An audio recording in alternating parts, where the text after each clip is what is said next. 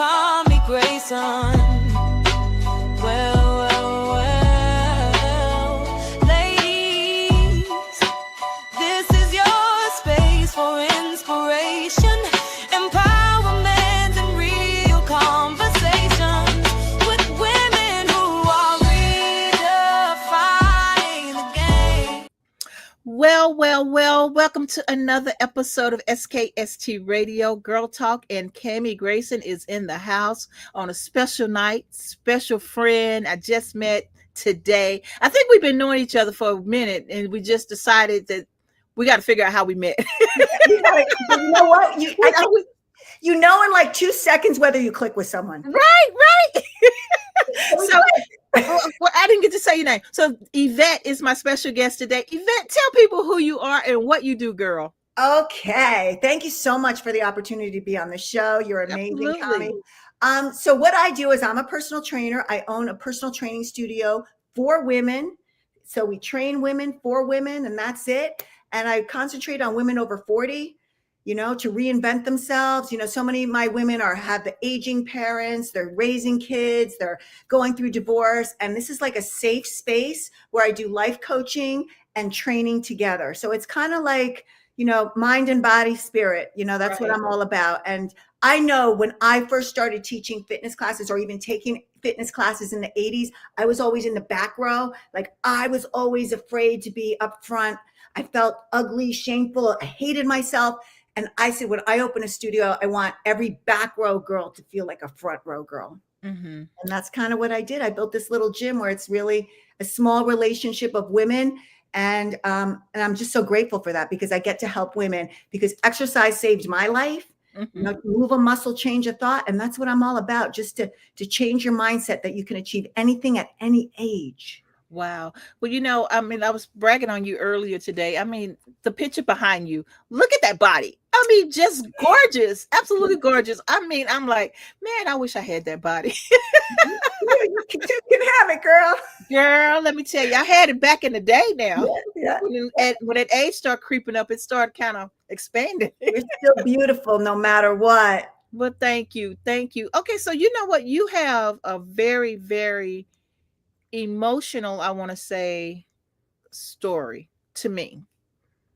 And you transformed, and that's what I want our listeners and viewers to know about you, because you have come a long way.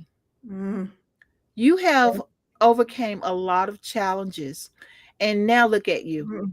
And you're helping other people and other women, and it's all fresh and makes people want to cling to you. It's because you have that good spirit, And so I want to go back, if it's okay. Yeah. And let you start over to where you were before you became the person you are today. Well, I guess I'll start kind of like growing up. I never felt like I fit in. I don't know if you can relate to that. I mean, you're just a beautiful sunshine. I feel like you were probably the most popular girl in school.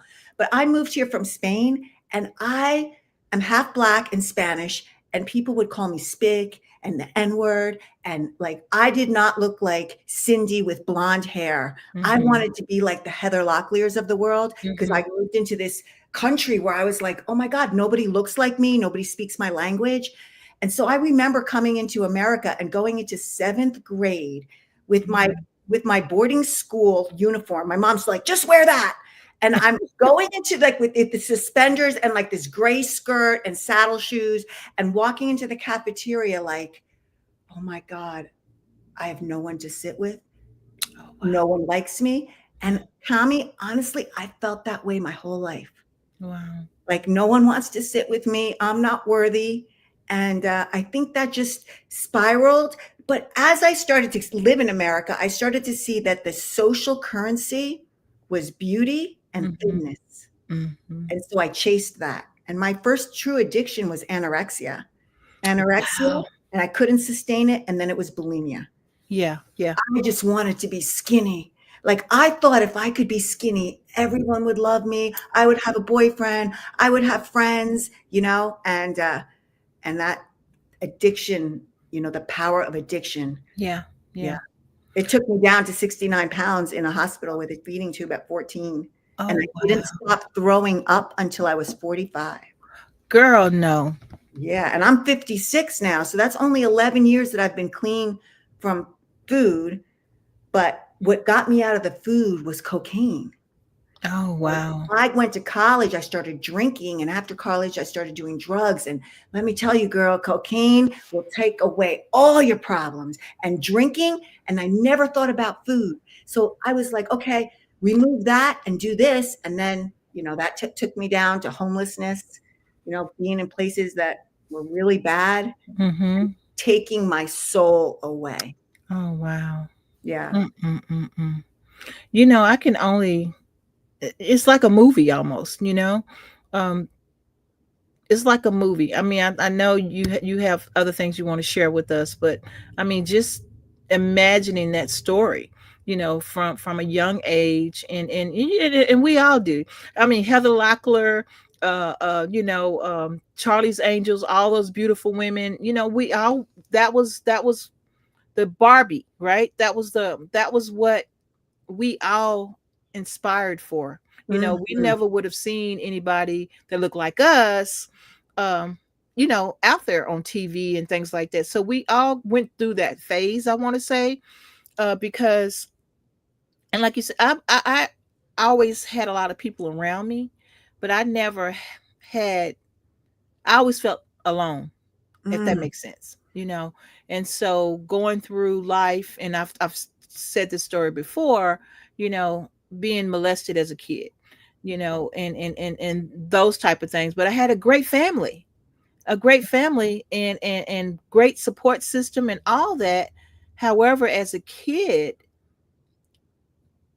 you didn't talk, you didn't say, you didn't repeat, things like that. So in that form of abuse, it was hard to become to keep that smile when you were, being around other people kind of changed you, but at the end of the day, when you go home, you're by yourself, and you 100%. still had all that, you still wanted to be thin, you still wanted to be, so I can only imagine the things that you were talking about here, and growing up as a kid all the way through college, having to go through things like that. I mean, Yeah, it's but I think like, if you grew up like in our age bracket, like if you grew up in the 80s, I don't know, our parents never talked about mental health.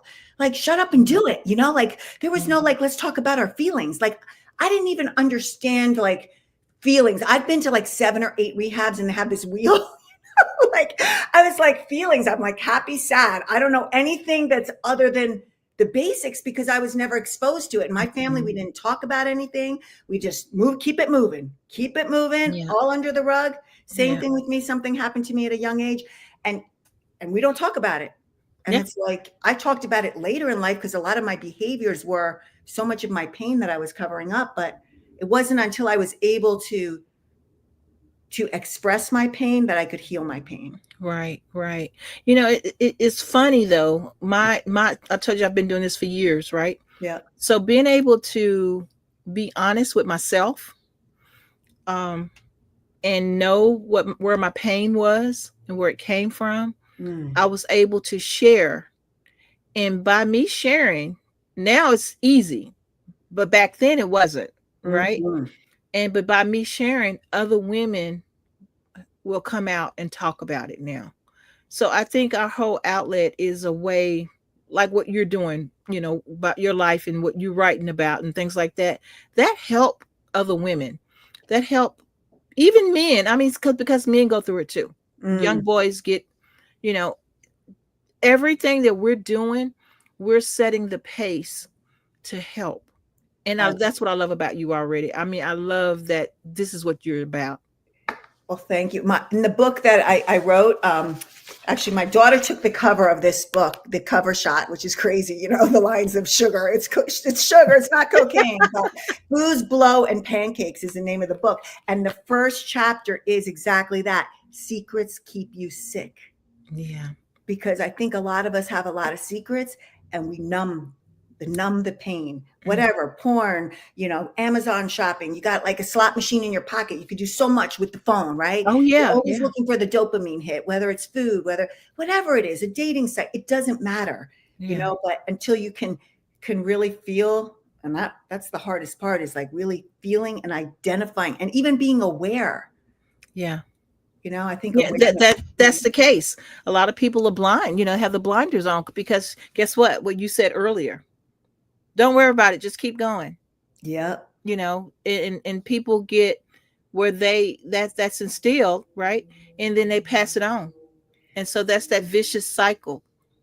It is. And I think that by you doing this kind of show and like me writing a book, I think it's really taking out the stigma and the shame of mental health.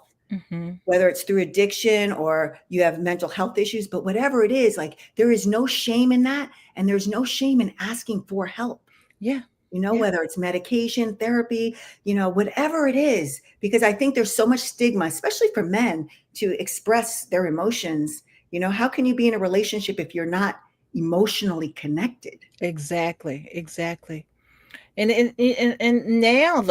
now since COVID, I want to say a lot of that's out now. A lot of people, because we saw at one point a lot of people were committing suicide. A lot of young people were what are they saying, unaliving themselves is the term that they use now. And so COVID brought forth a lot of that. And now I feel like more people, especially African American men, are in therapy.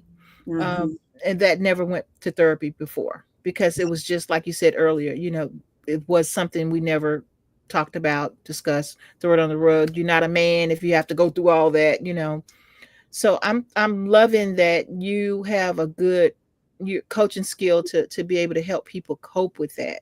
Yeah. And I think for any of the listeners listening and they're like, well, I'm feeling stuck or I'm struggling. I think we all have like a gut whisper that something's not right, whether it's in your marriage, your like roommates, whether it's in your health, like I'm not living right. Whether it's in like your job, you hate your job, but they pay you so good, but you have this feeling of unease. Yeah. There's always that feeling before you can change anything, you got to be aware of that feeling that I was homeless living in a car with a crock pot and I was working as a go-go dancer and I was taking a shower in a gym and then going to the go-go bar and sleeping in my car. And I still didn't think there was nothing that wrong with it. But the whisper starts getting louder as the consequences start coming around. Yeah. Like you start really starting to have consequences and losing things. But still at that point, I was like, it's all right. Everything's manageable. Right. For me, it takes like pain is a great motivator for change. Because when you have nothing stripped of everything, I think you become much more willing. Oh yeah. And you're more humble at that point as well. Yeah. So let me ask you a question about sleeping in your car. Oh. Wasn't it scary? Oh, the worst.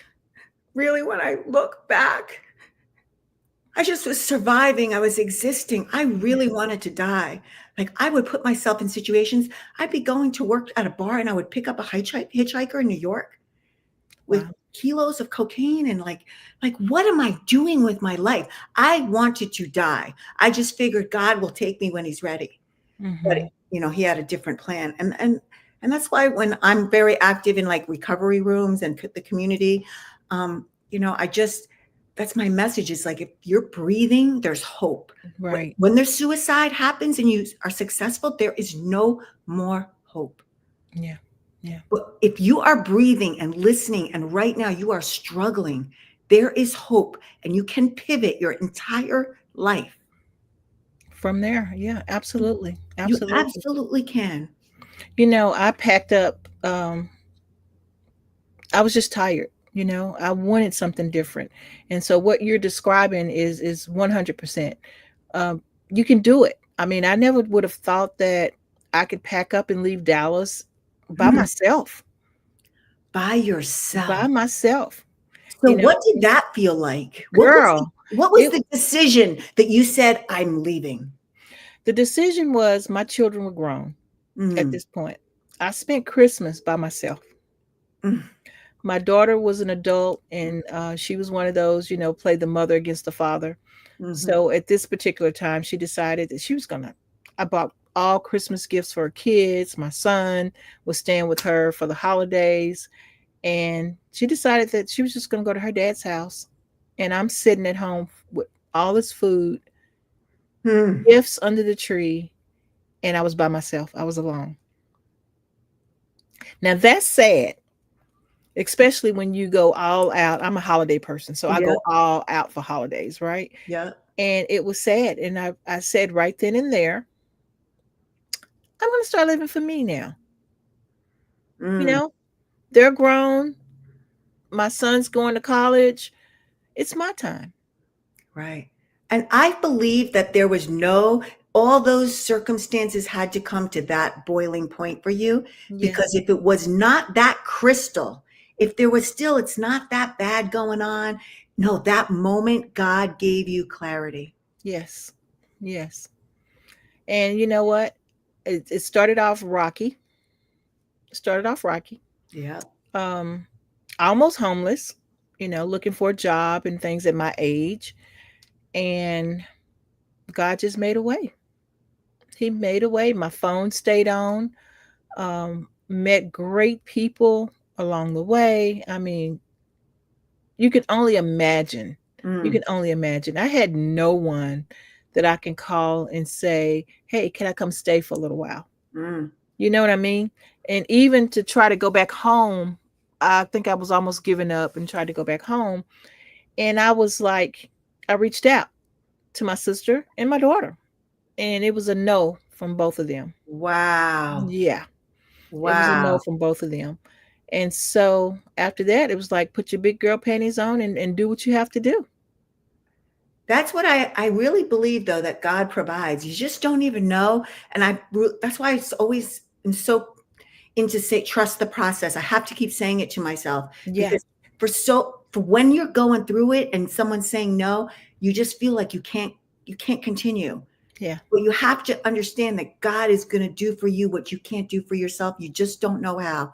Like, I honestly don't know how I got out of the things I did. But like you said, God put people in my life that I believe saved me. yeah, These are angels that give you and show you a better way. The people in recovery, Cami, they will pick you up. They will drive you to a meeting. They will give you a home cooked meal. You will never find people like this in the world because they've been through it. right, right, right. And that's what the recovery community is. The only way I can keep my sobriety is if I give it away by helping someone else. That's Mm, the only guarantee that God will give me, is that if I give this gift to someone else. yeah, I love it. Absolutely love it. And I'm a giving person too. And a lot of times I give, give, give, give.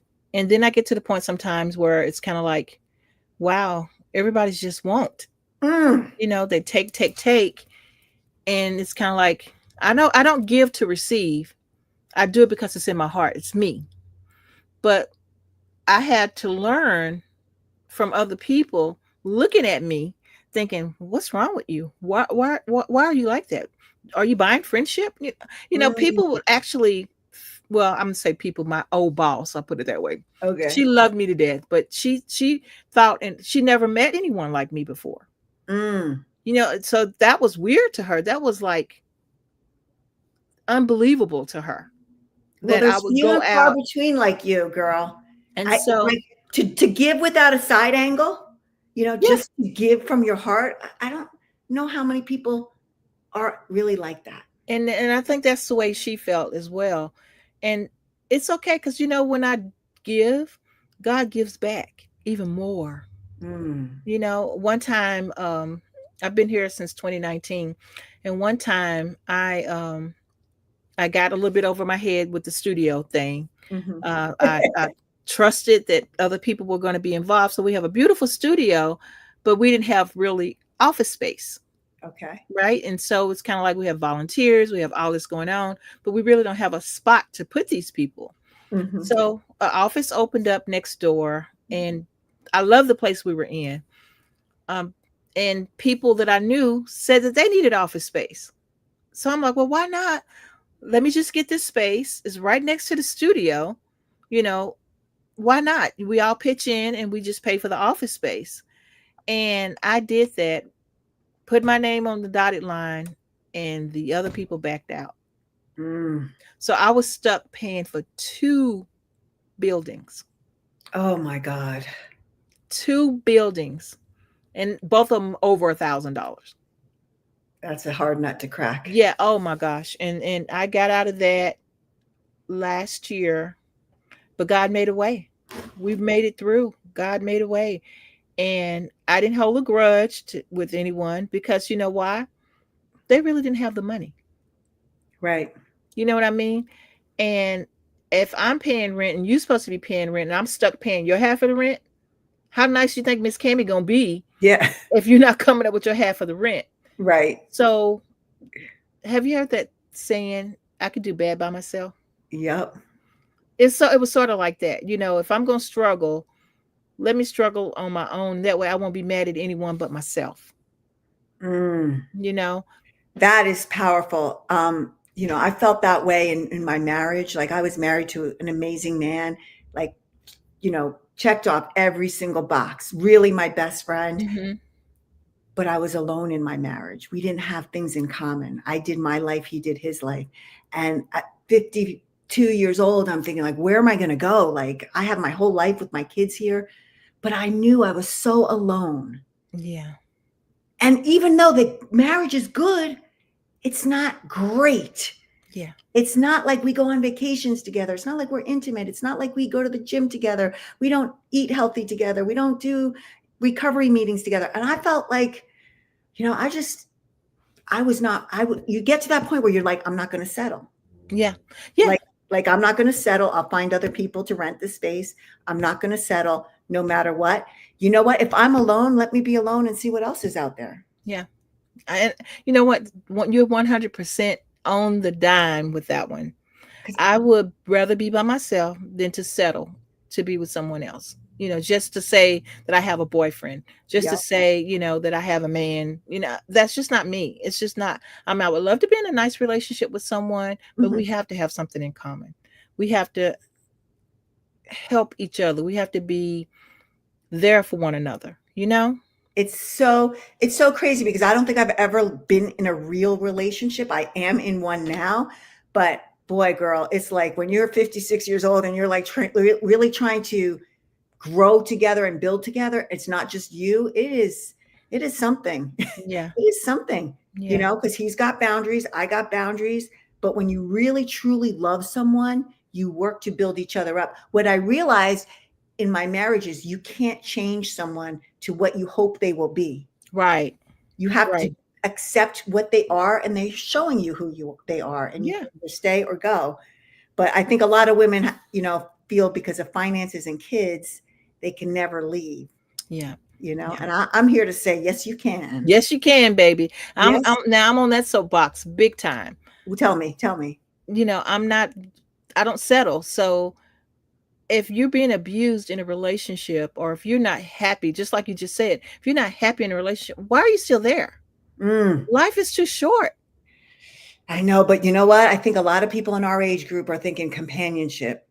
Where am I going to go now? But there's so many people out in the world that you don't even know what is in store for you. Like my boyfriend, I met him on Hinge, and he was sober, and I was like, okay, he's sober, and he's 10 years younger. I don't know about all this, but you know what? Our first date, I grabbed his hand. I knew this was my person, like within minutes. Nice. And then you can build a life that you are helping people in addiction together. You're growing at the gym together. You go into personal development things together. Cause that's what I want to grow with someone, not just, Netflix and chill. Cause it's old. I can do that by myself. That anyway. Yeah. We got to get you out there, girl. Cause you are just too hot for this. We got to get you on that site. Are you on the sites or no? Huh? Are you on the sites? Have you ever been on the sites? No, I haven't. I need to when we get offline, I need that information. We're going to set your profile picture up.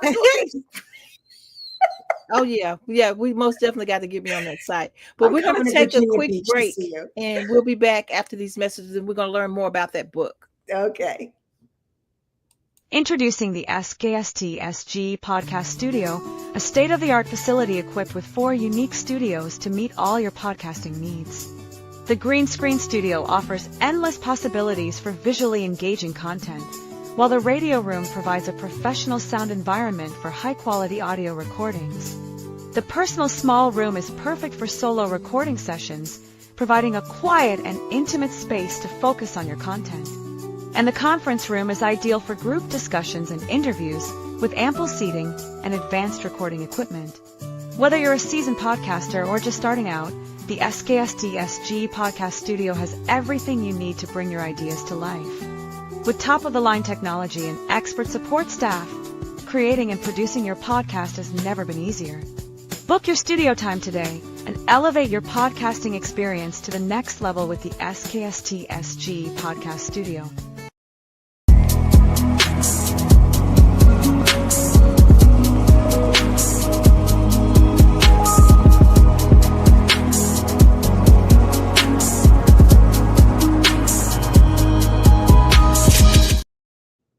Well, if you just tuned in, you haven't tuned in too late. You tune in to SKST Radio Girl Talk, and Cammie here, and we got Yvette there, and we just chopping it up. We having such a good time.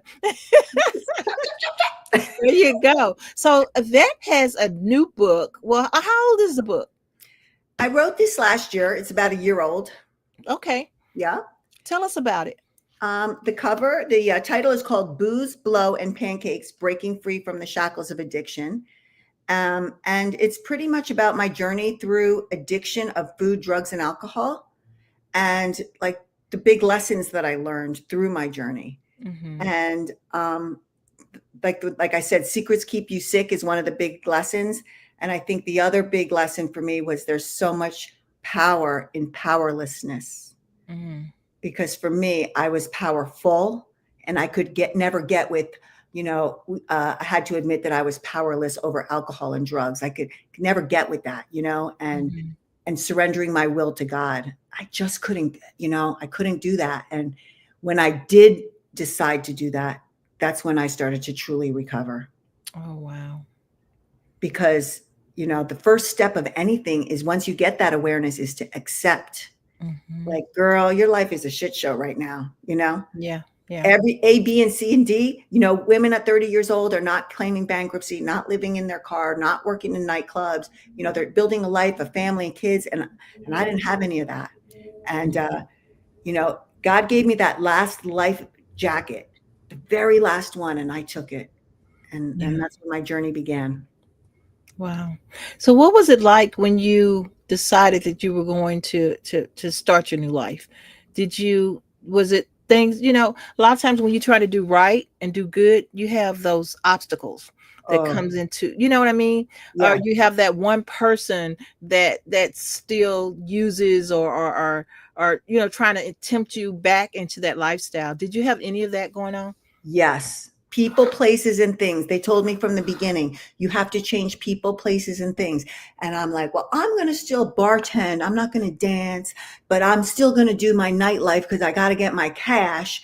And, trying to be a sober bartender in that environment, if you hang around the barbershop, you're going to get a haircut. Right. I always tried to do things my way. There's suggestions, but they're really not suggestions. They're rules. So the very first rule that hit for me was I can't have one foot in my old life and one foot in this new life. It just doesn't work. So it is painfully lonely to drop everyone Yeah. How am I going to have a glass of champagne at my wedding? How am I going to go out and drink and like dance?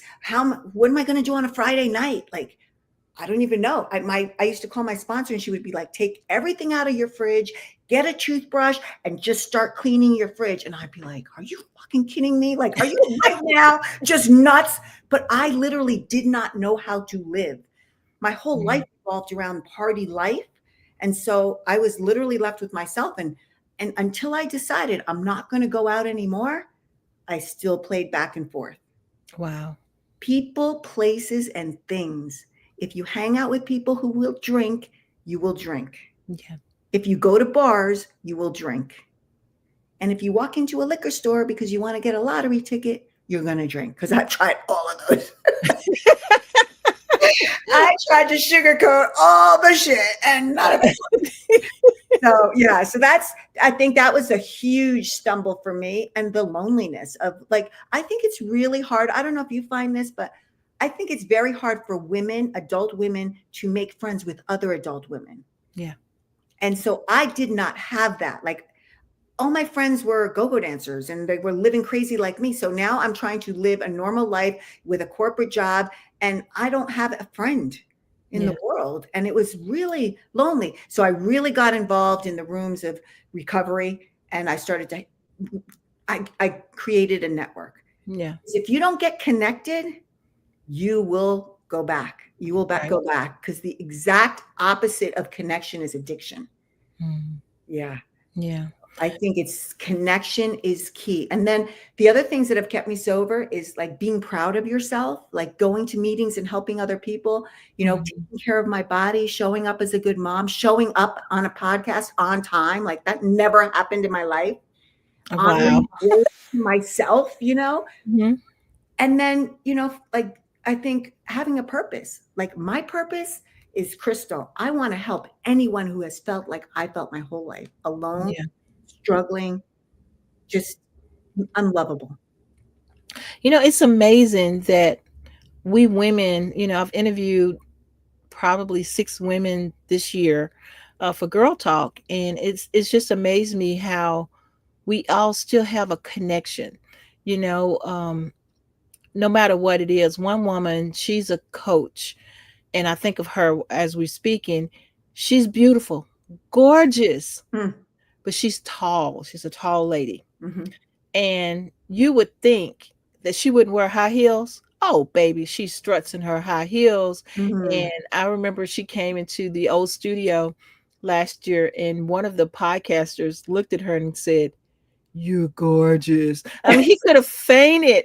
She was just that pretty. And he just looked at her like, oh, it was hilarious. But I love her spirit, and I love the fact that she could be talked about, talked down upon, other women jealous. I mean, this woman got it going on. She's a coach. She has a beautiful home, beautiful children, beautiful family. I mean, and she's beautiful inside and out. How can you not like somebody like that? Yeah. But she has experienced the same thing that we're talking about.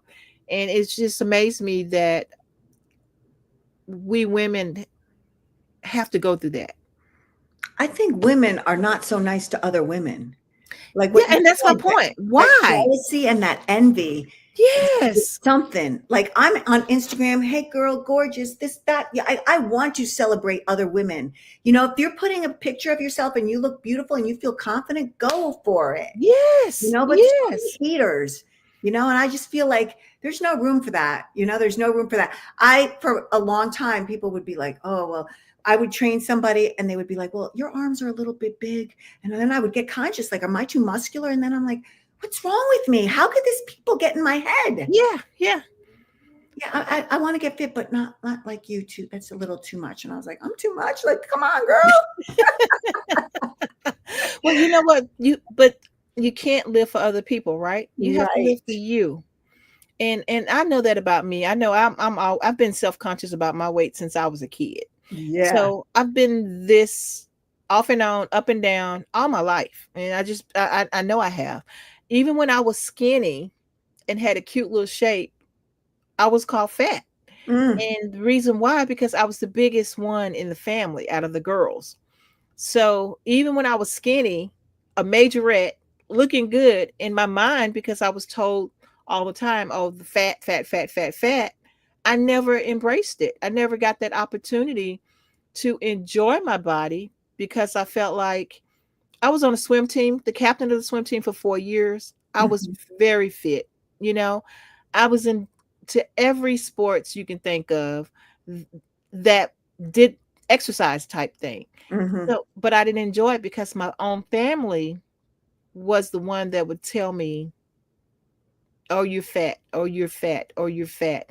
And so I kind of grew up with that self-consciousness of being fat, when in truth, at that point, I wasn't. Yeah. And isn't it crazy the stories we tell ourselves? Like, Yes. I'm fat, went from 8 years old to whatever, 50 years old. How is that story still playing? It's just on repeat, you Yeah. know? And I think like this, I was training a woman. I love to see that you're wearing sleeveless. And she's like, I could never wear sleeveless, Yvette. I'm like, do you think anybody gives a fuck? Just be, it's 100 degrees outside. You're beautiful. Nobody cares. Nobody looking. Just love your body. Just And be you. I have clients that have lost 100 pounds through GLPs and they're still in the same mindset. I Mhm. can't wear this. So it's true. It doesn't matter if you lose the weight and don't change your mindset. You're still living in the same prison. Exactly. Exactly. So I had to learn that the hard way too. But you know what? It goes back though. It stemmed from being married, divorced, married, divorced, married, divorced. It stemmed from that day that I told you about. It's my time. Mm. I'm going to start living for me. And This is regardless funny. if I'm fat or skinny, it's me. If I don't love me, nobody else will. Right. And since all those people left your life, have you now created a new network of people? I have not. I've been here 6 years.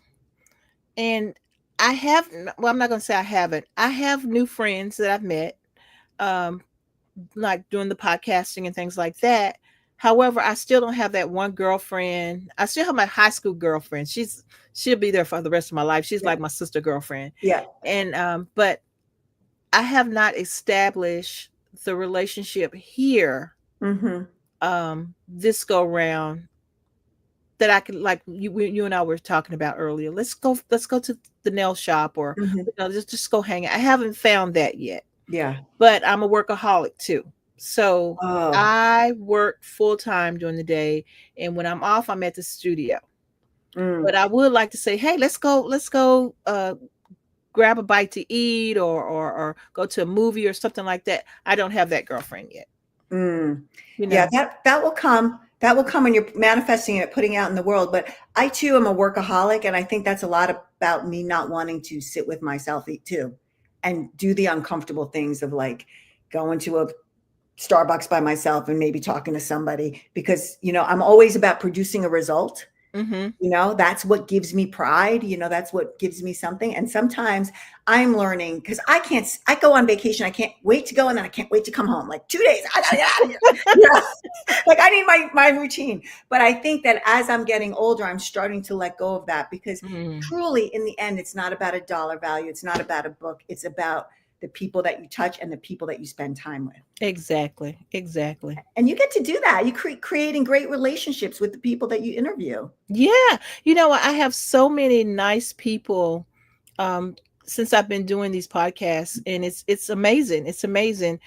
Some of my interviews are with celebrities, Uh-huh. and it's just so much fun to be able to, I remember I interviewed I don't remember you remember the OJs, The the singing OJs. group. Yeah, I do. So Eddie Levert, I interviewed him a couple of weeks ago, and he was here in town, and where I work, and but I didn't get to go see him. I probably had to come here. Who knows why I didn't get to Uh-huh. go see him? But I set up their tables so they can sell their merchandise, and I remember seeing the big bus in our parking lot in the garage, Yeah. and I was thinking, oh my God, I would have loved to interview him. This is what I'm thinking. Yeah. I've interviewed someone in his group, part of the OJs, a couple of times, but I really wanted him. I mean, he's like the main Yeah. OJ, right? Yeah. Yeah. Yeah. So I was blessed to interview him a couple of weeks ago, and I told him about what I just told you. And Yeah. then we get on the show. He goes, I said, well, if you're ever in town, and I'm always saying this, and this is open to you too, Yvette. Yeah. If you're ever in town, please look me up. Yeah. Let's hang out. Let's have some fun. You got family here. And he goes, I don't know. I came and you didn't even come see me.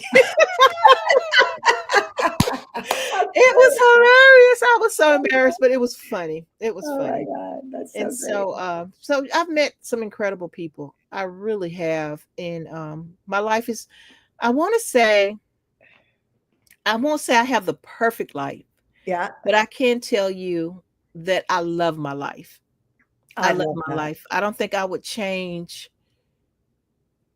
maybe a couple of things I would change, but the majority of things I probably wouldn't change because I have lived, I have done just about everything I wanted to do. I'm driving my dream cars, Yep. and I live 3 blocks from the beach. Oh, that's I beautiful. mean, you know what I mean? I can walk to the beach anytime I get ready. And Mm. I love it because I love being near the water. And so the bad stuff doesn't outweigh the good stuff in my Ugh, life. I You really, know? I think what I'm hearing a lot is, gratitude. Yeah. Yeah. I had a woman today who was saying like, just menopause is just such a bitch, Yvette. Like, you don't understand. I'm like, I understand. I'm in menopause. I'm 56 Yeah, years me old, too. right? I understand it, but I'm like, you got to reframe this. This is just another period of your life. Do you know how lucky you are to be in menopause?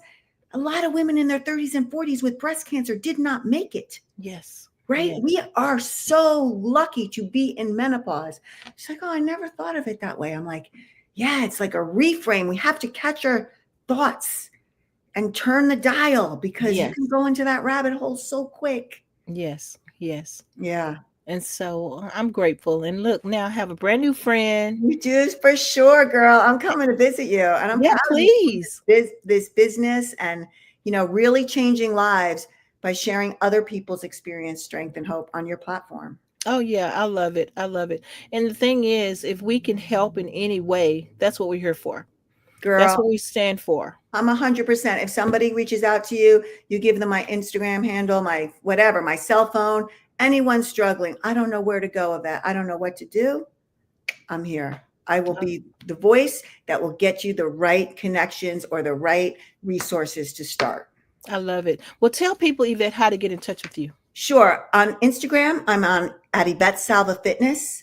I have a website, Yvette Salva Fitness, Facebook, Yvette Salva Fitness, and that's it.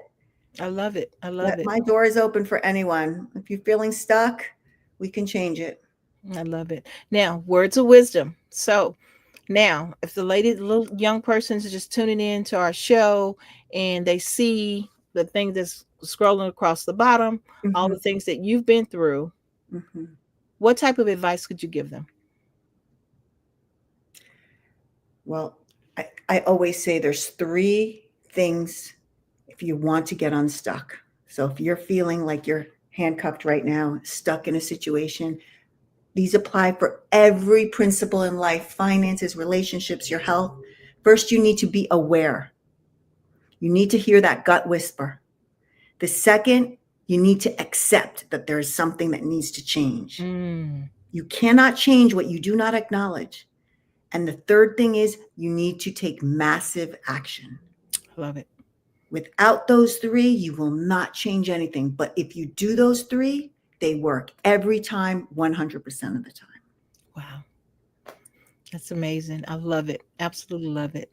Thank you, Kathy, for giving me the opportunity today. It was so great. Oh my gosh. Yes. Yes. And whenever you feel like you need to share something, just reach out to me. And I'll have you on anytime. I mean, I'm love coming the to Virginia conversation. Beach and we're getting my nails done together. Girl, come on. We need to get them done now. Let's do it. We are going to go to a women's conference. We are going to do something together. I can feel it. You know what? I'm all for it. I'm all for it. Let's go. We will. Well, you have my email address and you have my phone number. Definitely. So feel free to use it. I mean, seriously, feel free to use it.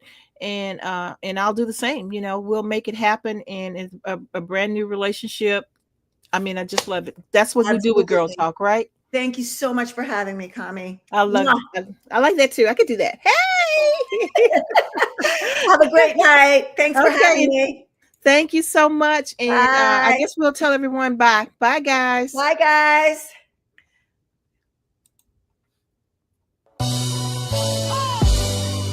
An SKST Radio Network production.